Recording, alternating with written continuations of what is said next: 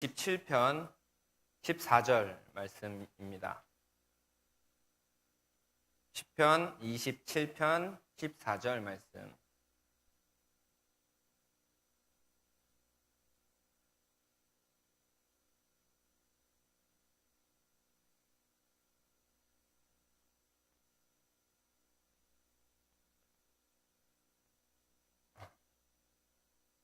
네, 한 절이니까요. 우리 한 목소리로 크게 읽어보도록 하겠습니다. 시작. 너는 여호와를 기다릴지어다. 강하고 담대하며 여호와를 기다릴지어다. 아멘. 할렐루야. 네. 제가 가장 최근에 겪은 좀 문화 충격 같은 사건이 있었는데 그게 뭐냐면 왜 카오 뱅크 있잖아요. 얼마 전에 나온 그 어플이 저한테는 좀 문화 충격이었습니다. 왜냐하면 저는 이 은행 업무를 굉장히 좀 싫어하고 어려워하거든요. 내시면은 이제 문을 닫기도 하고 또 가면은 하루 종일 기다리기도 하고. 근데 이 카오뱅크 어플은 이 통장을 개설하는데 5분이 안 걸리더라고요. 5분이 안 걸리고, 그리고 이거 지문 한 번만 누르면은 이체가 되더라고요. 수수료는 무료고요. 이렇게 홍보를 해봤습니다. 그런가 하면은 제가 예전에 또 한번 이런 비슷한 문화 충격을 겪은 적이 있었는데, 드라이브스루 맥도날드나 이런 버거킹이나 이렇게 자동차로 가서 그냥 문만 쓱 내려서 뭐뭐 주세요 하고 이렇게 지나갈 수 있는 것. 야, 그걸로 저 처음 구입해서 이렇게 딱 갔을 때는 정말 감동이었던 그런 기억들이 이렇게 소소히 나더라고요. 이처럼 우리가 정말 살아가면 살아갈수록 또 문화가 발전이 되면 발전이 될수록 좀 정말 간단해지고 간편해지고 굉장히 빨라지는구나라는 것을 요즘 들어서 또 새삼 느끼고 있습니다. 그리고 그 문화 가운데에서는 기다린다라는 단어가 이제는 슬슬 어색해지고 불편한 단어가 되어가고 있는 것 같습니다.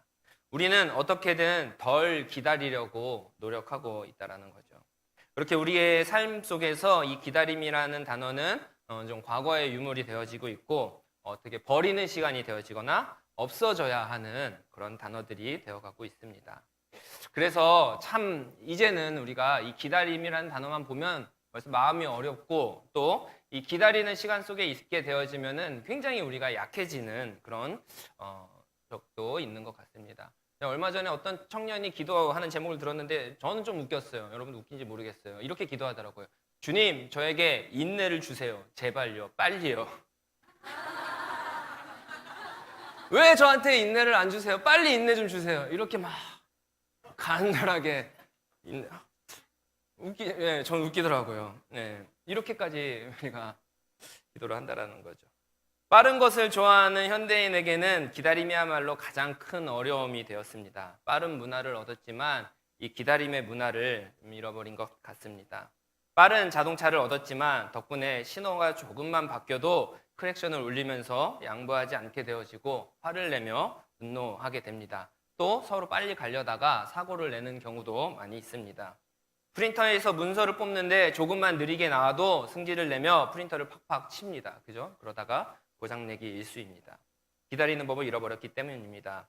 택배가 하루만 늦게 와도 도대체 왜 택배가 안 오는 거냐 하며 원망하며 분노하고 있는 여러분들의 그 과거의 경험을 떠올리시면 우리가 얼마나 기다리는 법을 잃어버렸는지 잘 알 수 있을 것 같습니다.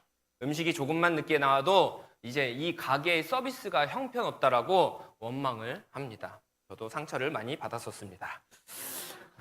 이 기다림을 잃어버린 인생은 결국 우리를 이 불평과 원망, 좌절과 또 낭망의 삶으로 또 바뀌어지는 또 이런 문제점들도 있다라는 거죠. 기다리지 못하고 조급함과 짜증을 내게 되어지고, 마치 내가 신호를 기다리지 못하고 빠른 속도로 달리기만 해서 결국 이 빠른 속도를 내는 자동차가 큰 사고를 내는 거잖아요. 이것처럼 정지 없이 그저 빠르게만 외치다가 때로는 우리의 삶 가운데에서 큰 어려움을 겪게 되기도 합니다. 그리고 이러한 문제들은 우리의 신앙에 있어서도 마찬가지로 겪게 되는 것 같아요. 온전한 기다림이 없는 우리의 신앙은 때로는 우리를 좌절시키기도 합니다. 어떤 문제를 놓고 기도할 때 하나님이 응답하심이 전혀 없는 것 같고 그저 빨리 해결해 주셨으면 좋겠는데 하나님은 침묵하시기만 하는 것 같습니다. 결국 그러다가 우리는 하나님을 기다리지 못하고 낭망하고 좌절하고 답답한 마음에 하나님을 원망하기도 합니다. 불평하기도 합니다. 그러다가 내 힘으로 해결하려고 조급하게 행동합니다. 또 그러다가 실수하고 실패하게 되어지면 또 더 큰 하나님을 향한 원망이 생깁니다. 결국 하나님을 떠나고 세상에 빠져서 더욱더 큰 죄와 잘못된 길로 가는 경우들이 정말로 많이 우리 주변에서 볼 수 있게 되었습니다. 기다리는 법들을 잊어버렸기 때문입니다. 문제는 하나님의 계획과 뜻, 우리의 삶 가운데에서는 이 기다림이라는 단어가 어색해지고 있지만 우리 신앙 가운데 또 특별히 하나님의 계획과 뜻 가운데에서는 그리고 주님께서 우리의 삶을 이끄실 때는 반드시 이 기다림의 시간을 하나님께서는 원하시고 허락하신다라는 것입니다. 하나님은 우리를 위해서 기다림의 자리로 친히 이끌어 주신다라는 거죠. 그리고 우리에게 기다리라고 요구하실 때도 있습니다. 전능하신 하나님께서 왜 우리의 모든 것들을 바로바로 들어주시고 또 응답해 주시고 알려주시고 보여주실 수 있는 분이신데 왜 자꾸 우리에게 기다리라라고 말씀하시는 걸까요? 왜냐하면 이 기다림이라는 자세가, 기다림이라는 이 신앙의 태도가 우리의 신앙 가운데 반드시 좀 필요하기 때문입니다. 기다림이라는 이 단어를 통하여서 우리는 주님을 더욱 깊이 알고 주님 앞에 나아갈 수 있는 데 있어서 없어서는 안 된 이게 필요한 부분이기 때문입니다. 우리 누가복음 5장 5절에서 6절 말씀을 좀 한번 읽어보도록 하겠습니다. 5장 5절에서 6절 말씀 읽겠습니다. 시작. 시몬이 대답하여 이르되 선생님 우리들이 밤이 새도록 수고하였으되 잡은 것이 없지만은 말씀에 의지하여 내가 그물을 내리리이다 하고 그렇게 하니 고기를 잡은 것이 심히 많아 그물이 찢어지는지라. 제가 존경하는 목사님께서 이 말씀을 가지고 설교를 하시는데요. 이렇게 말씀을 하시더라고요. 이 말씀 속에서 진짜 기적이 뭐냐? 그물이 찢어질 만큼 고기가 잡힌 것. 이거 너무나 큰 기적이고 하나님의 은혜입니다. 그런데 목사님께서 말씀하시길 진짜 기적은 전문가인 어부가 그물이 찢어질 정도로 많은 물고기가 사는 이 호숫가에서 밤이 새도록 그물질을 했는데도 불구하고 단 한 마리도 못 잡은 것. 이게 진짜 기적이라는 것입니다. 그렇게 많은 경험과 전문적인 지식을 통해서 밤새 고기를 잡았음에도 불구하고 단 한 마리도 건지지 못했다라는 것. 이거야말로 하나님의 기적이 아니고서는 설명할 수 없다라는 거죠.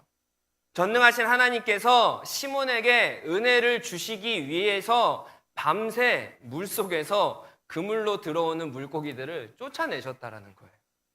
왜요? 이 기다림이라는 시간을 시몬에게 주시기 위함이라는 거죠.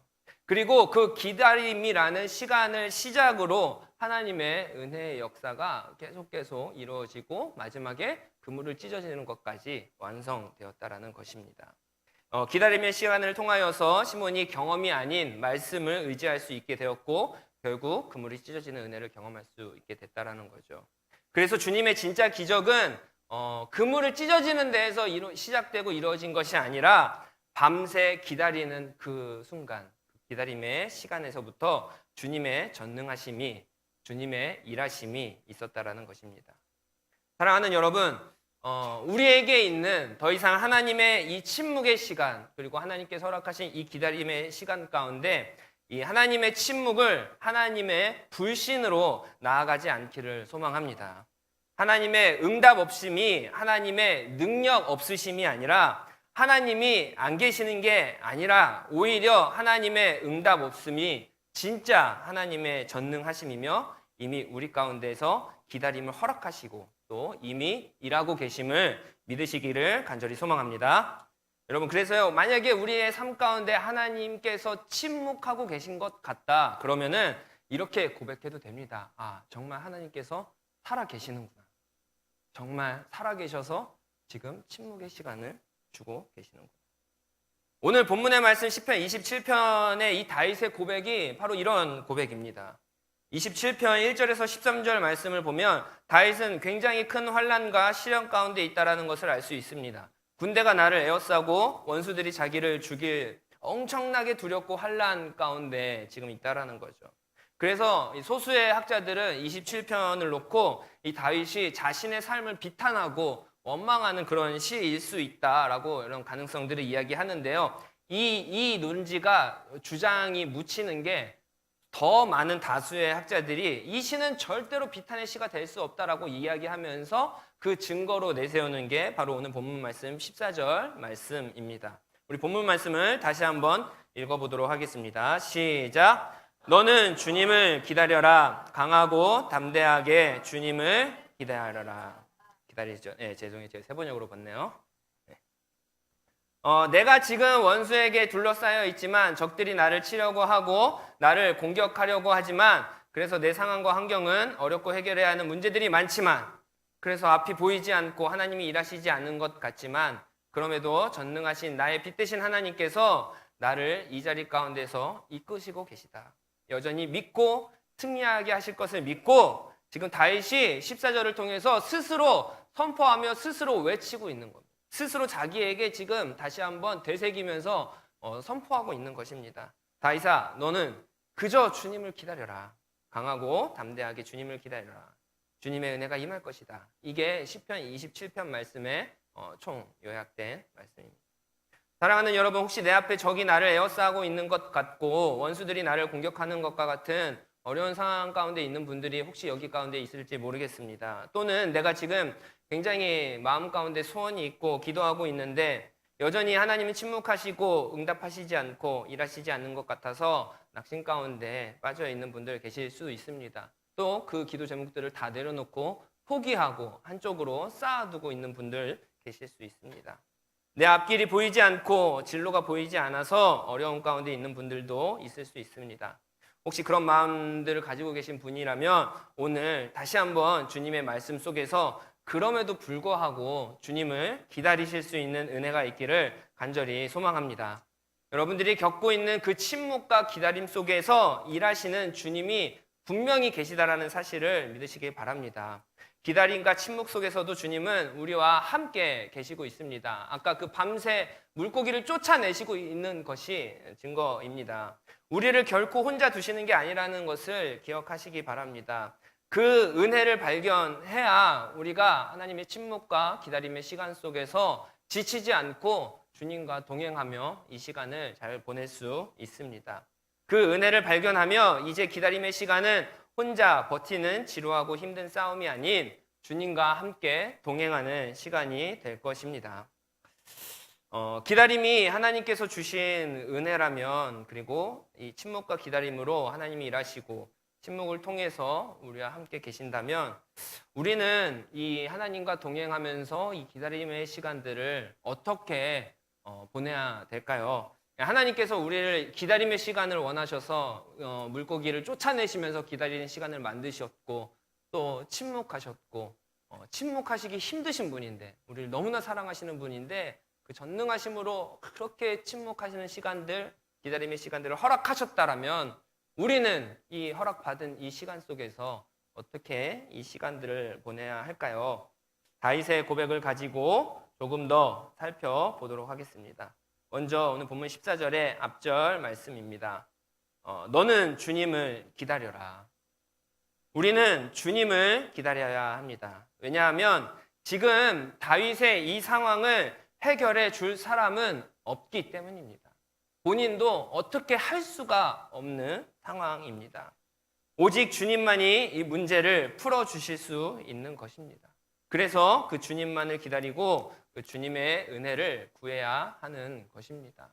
우리가 간단하게 할 수 있는 것들을 할 수 있죠. 하지만 때로는 우리 삶 가운데 도저히 어떻게 할 수 없는 일들이 분명히 있습니다. 그럴 때 여러분 우리는 주님을 기다려야 하는 것입니다.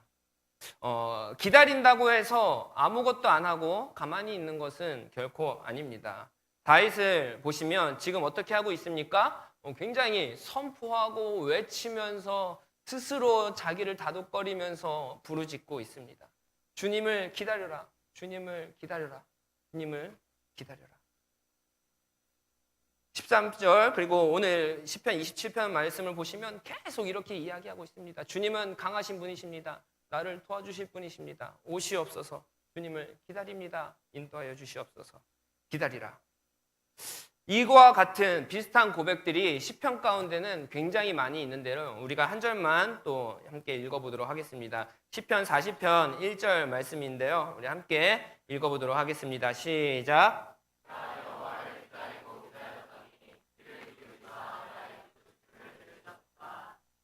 기다리고 기다렸더니 주님이 나의 부르짖음을 들으셨도다. 기다리고 기다렸는데 주님은 부르짖음을 들으셨다라고 되어 있어요. 기다림은 결국 아무것도 안 하는 것이 아니라 부르짖음이라는 것입니다. 기다린다라는 것은 오직 주님만을 바라며 주님께 간구하는 것입니다. 끝까지 주님께서 임하실 때까지, 응답 받으실 때까지 끝까지 우리는 부르짖고 기도해야 하는 것입니다. 하나님은 당신의 이야기를 쓰신다라는 책을 쓴 저자 밥소르기 목사님께서는 그 책에서 이렇게 이야기를 합니다. 이것 한 가지는 확신해도 좋다. 무엇이냐 하면 성경에 하나님께서는 당신의 기도에 응답하실 때 거의 틀림없이 예스라고 말씀하신다는 것이다. 그리고 하나님께서 노라고 말씀하시는 매우 드문 경우에도 히스기야의 눈물의 기도를 통해 다시 마음을 돌이키고 히스기야의 삶을 15년 더 연장시켜 주신 것처럼 우리의 기도를 들어주신다. 그렇기 때문에 하나님의 침묵이 노를 뜻하는 것이라고 당신 멋대로 추측해서 단정 짓지 말라. 이거는 제가 설교를 할 때 자주 쓰는 예화인데, 제가 중등부 사역할 때였습니다. 한 청년이 이제 취업 때문에 고민이 좀 많았어요. 그래서 친구가 평소에는 씩씩하고 신앙도 굉장히 좋은 청년인데 이 취업이 계속 어려워지니까 스트레스를 받는 거예요. 많이 힘들어하고요. 그래서 제가 진짜 그때 큰 마음을 먹고 위로해야겠다, 힘을 좀 줘야겠다 싶어서 그 드마르지스라는 굉장히 비싼 음식점을 데려갔습니다.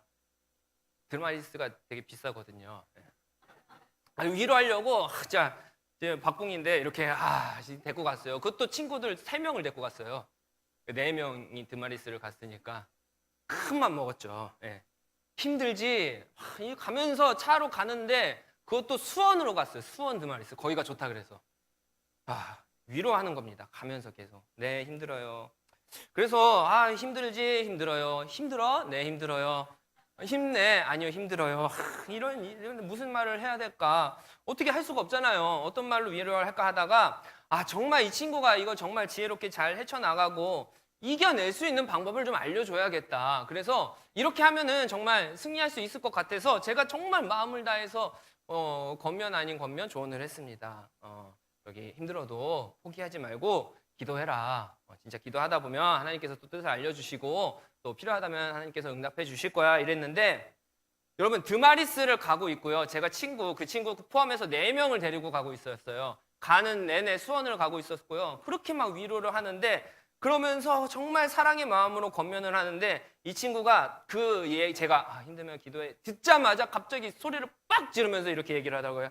전도사님이 제 마음을 아세요? 하나님이 기도하면 다 들어준대요? 안 들어주시는 거냐? 막 이러는 거예요. 그분은 지금 24살의 청년이었어요. 네, 지금은 27살의 청년인데요.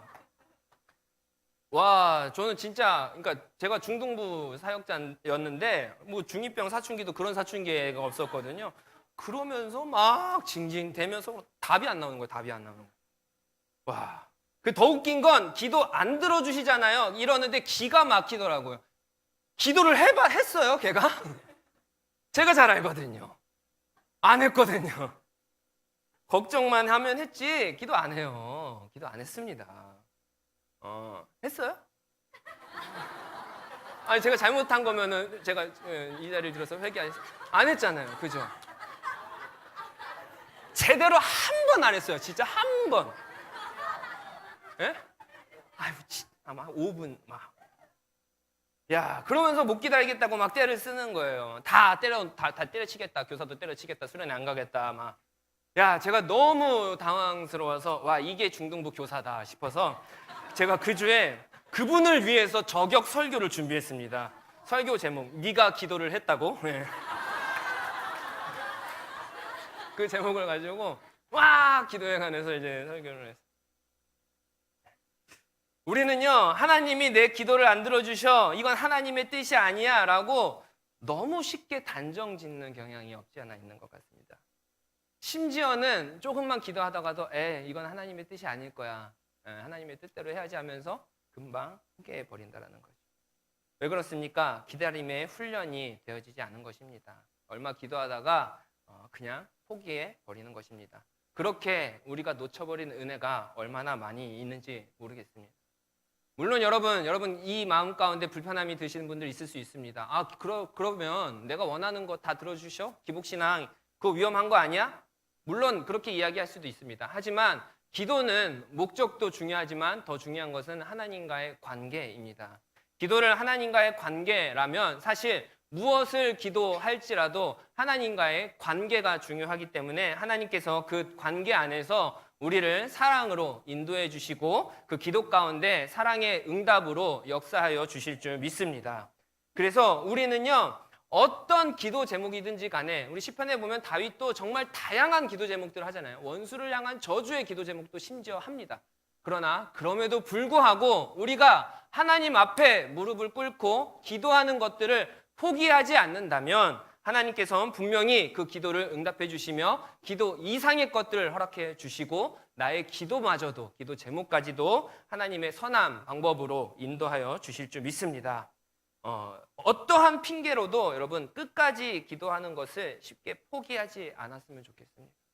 그래서 내가 지금 얼만큼 기도하고 있는가? 내가 지금 나의 기도 제목들은 많이 있으실 거예요. 정말 내게 중요한 기도 제목들이 너무나 많이 나열되어 있을 건데 기도 제목이 무엇이냐도 중요하지만 그 기도 제목을 놓고 내가 정말 얼마나 기도하고 있는가? 이것들을 다시 한번 점검해 보시고 다시 한번 끝까지 기도하면서 하나님 앞에 나아갈 수 있는 저와 여러분들이 되기를 간절히 소망합니다. 끝까지 기도합시다. 기도는 응답될 때까지 하는 것이 기도입니다. 믿음의 기도가 이번 한 주간 저와 여러분에게 있기를 간절히 소망합니다.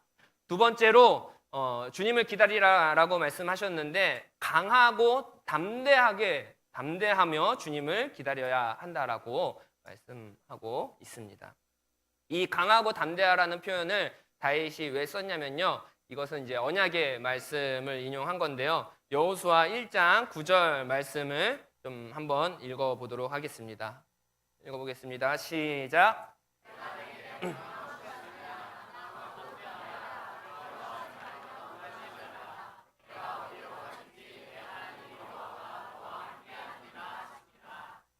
사실 이 여호수아 1장 9절 말씀은 제 목회 철학의 이제 중심인 핵심 말씀이기도 한데 이 말씀의 내용은 이겁니다. 모세가 이제 은퇴를 하고 뒤를 이어서 이스라엘의 지도자가 된 여호수아에게 지금 하나님께서 여호수아를 격려하시면서 하시는 말씀이에요. 내가 모세와 함께 있었던 것처럼 내가 그 유능한 모세와 함께 있었던 것, 모세가 유능한 게 아니라 전능하신 내가 모세와 함께 있었기 때문에 모세가 그렇게 한 거다. 그러면서 여호수아야, 내가 너와도 함께 할 것이니 내가 너에게 가나안 땅을 진짜 허락할 것이니 걱정하지 말고 두려워하지 말고 강하고 담대하여 어디로 가든지 나만 믿고 가라. 나만 믿고 순종하라. 지금 이 여호수아 1장 9절의 말씀은 이 말씀을 하고 있는 것입니다. 다윗은 바로 이 여호수아에게 하신 이 언약의 말씀을 다시 한번 떠올리면서 생각하면서 자기 스스로에게 권면하고 권고하고 있는 거죠. 주님이 나와 함께 하시며 하나님의 때에 반드시 응답하실 것이기 때문에 강하고 담대한 믿음으로 그날이 올 것을 미리 순종하고 또 준비해라 라고 스스로에게 선포하고 있는 것입니다.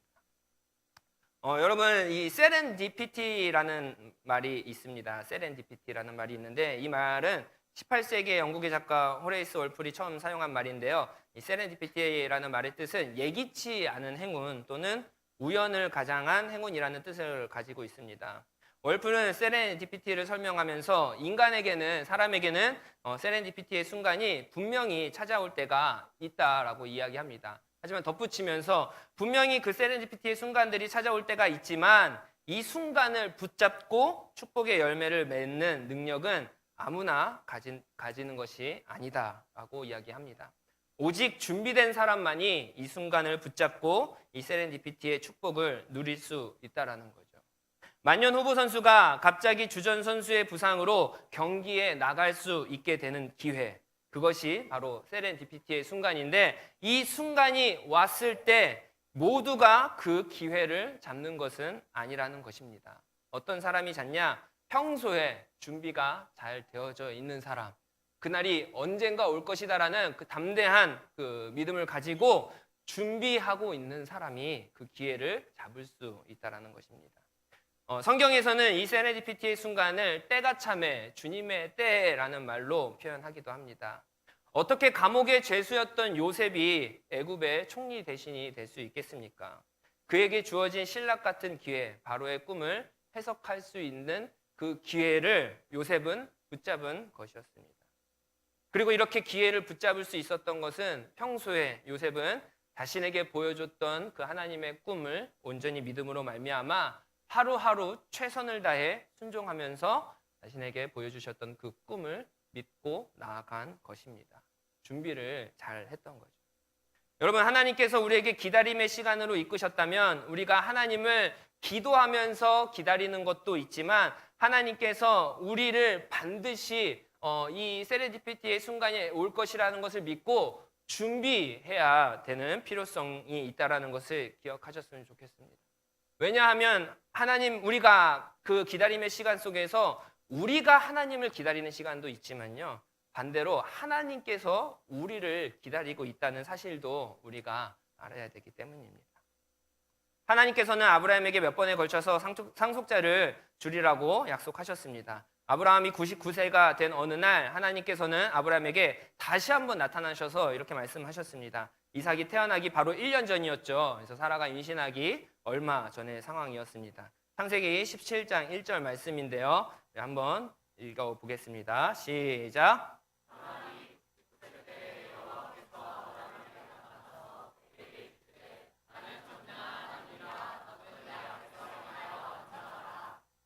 나는 전능의 하나님이라 너는 내 앞에서 행하여 완전하라. 이것이 하나님께서 하신 말이었습니다. 자, 이제 하나님께서 약속하신 일을 이루실 시한이 다가오는데 아브라함의 모습을 보면 아직도 준비가 되어 있지 않은 거예요. 아직도 완전해 보이지 않으셨던 것 같습니다. 어쩌면 하나님께서는 이렇게 말씀하시는 것 같습니다. 내가 지금 99년을 기다렸다. 이제 내가 곧 나의 약속을 이룰 텐데 너는 아직도 내가 원하는 만큼의 준비가 되어 있지 않는구나. 그래서 내가 지금 응답을 기다리고 있다. 아브라함 역시 그동안 이 약속을 이루어지기만을 기다려왔습니다. 후손에 대한 하나님의 약속을 받았지만 이제는 자신이 자식을 낳을 수 없다고 생각할 정도의 시간이었습니다. 하지만 하나님의 입장에서 보면 지금까지 오래 기다려온 존재는 아브라함이 아니라 하나님이셨다는 거예요. 하나님은 주시기 원하지만 미처 받을 준비가 안 된 아브라함을 기다리신 것입니다. 그 시련과 그 시험의 시간들을 다 잘 지날 때까지, 그리고 그 시련과 그 시험 가운데서 주님 안에서 승리할 수 있는 그 성숙한 성장을 하나님께서는 기다리셨다는 것입니다. 이 기다림을 통해서 아브라함은 하나님과의 관계에서 더욱더 성장하게 되었고 성숙하게 되어져서 온전히 하나님의 응답을 누릴 수 있었다라는 거죠. 사랑하는 여러분 지금 무엇을 놓고 기도하고 있습니까? 무엇을 기다리고 있습니까? 그 기다림 속에서 하나님께서 분명히 우리에게 약속하신 은혜를 믿음으로 기다리시기를 간절히 소망합니다. 분명히 주님의 때에 그날이 올 것입니다. 여기 혹시나 취업의 기회를 노리고 있으면서 힘들어하고 계신 분들 있으시다라면은 하나님이 우리를 사랑하시는데 여러분의 앞날 책임져 주시지 않겠습니까? 분명히 그날은 온다라는 거예요. 하지만 그 과정 가운데 기다림을 있을 수 있다라는 것입니다. 그날이 언제 와라고 신세 한탄만 한다고 해서 그날이 오는 것이 아니라는 거죠. 하나님이 우리가 준비가 되어질 수 있도록 기다리실 수 있다라는 것입니다. 그래서 우리는 그 은혜를 받아 누릴 준비를 지금 내가 살아가는 이 순간순간에 최선을 다해서 순종하며 나아가야 될 줄 믿습니다. 기다림의 시간 속에 있습니까? 그 속에서 하나님의 침묵으로 힘들어하고 있습니까? 또 때로는 도무지 내 기도에 응답하시지 않은 하나님이 원망스러우십니까? 하나님께서는 침묵으로 여러분과 함께 계심을 다시 한번 기억하시기 바랍니다. 전능하신 하나님이 여러분을 침묵으로 이끄시며 침묵으로 일하고 계심을 믿으시기 바랍니다. 그래서 우리가 겪고 있는 이 다양한 기다림이 헛된 시간이나 저주와 낙심의 시간이나 절망의 시간이 아니라 오히려 우리가 준비될 수 있도록 하나님께서 기다려주시는 시간임을 믿고서 여러분 끝까지 주님을 간구하며 부르짖으며 기도합시다. 또 영원한 약속을 믿고 신뢰함으로 주님께서 이루어지실 그 날을 기대하며 지금 매일매일의 내 삶 속에서 오직 믿음으로 말미암아 최선을 다해 준비하며 나아가는 저와 여러분 되시기를 간절히 소망합니다. 이 시간에 우리 함께 좀 찬송하며 주님 앞에 기도하도록 하겠습니다.